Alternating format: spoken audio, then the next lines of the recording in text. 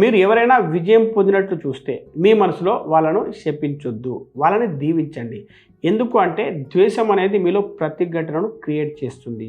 అదే వాళ్ళను బ్లెస్ చేస్తే వాళ్ళు అభివృద్ధి చెందారు, నేను కూడా నా దారిలో వెళ్తే అభివృద్ధి చెందుతాను అని అనుకుంటే మీ సబ్కాన్షియస్ మైండ్కు మీ ప్రపంచంలోకి విజయం తెస్తుంది. ఉదాహరణకు మీ ఆఫీస్ కొలీగు హుండాయ్ క్రెటా కొన్నాడు, ఈఎంఐ 22,000 రూపాయలు.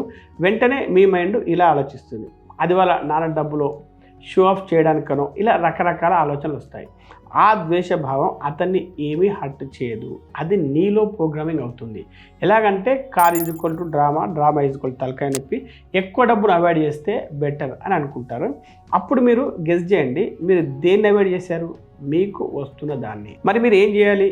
ఈసారి మీరు ఎవరైనా బాగుపడడం చూస్తే సైలెంట్గా ఇలా చేయండి, నేను ఈ సక్సెస్తో హ్యాపీగా ఉన్నాను, నేను నా సక్సెస్ గురించి ఓపెన్గా ఉన్నాను అని మనసులో అనుకోండి. ఇది వినడానికి సింపుల్గా అనిపించవచ్చు, కానీ ఇది మిమ్మల్ని డేంజర్స్ నుంచి రక్షించి సక్సెస్ వైపుకు మళ్ళిస్తుంది. ముందు వాల్యూ ఇవ్వండి. డాక్టర్ మర్ఫీ సంపదను సర్వీస్తో లింక్ చేస్తాడు.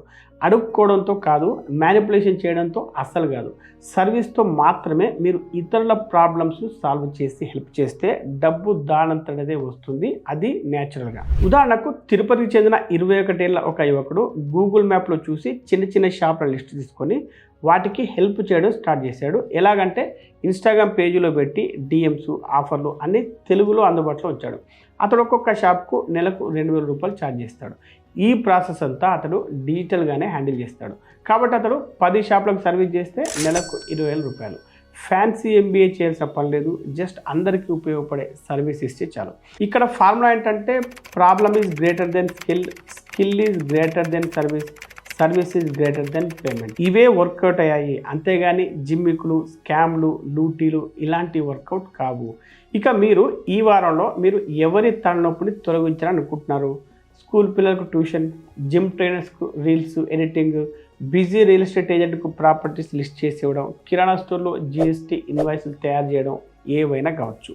వాళ్ళ ప్రాబ్లమ్స్కు సొల్యూషన్ చూపించి వారి తలనొప్పిని తొలగించి పేమెంట్ పొందండి. పదే పదే ఆ పని చేస్తూ అభివృద్ధి చెందండి.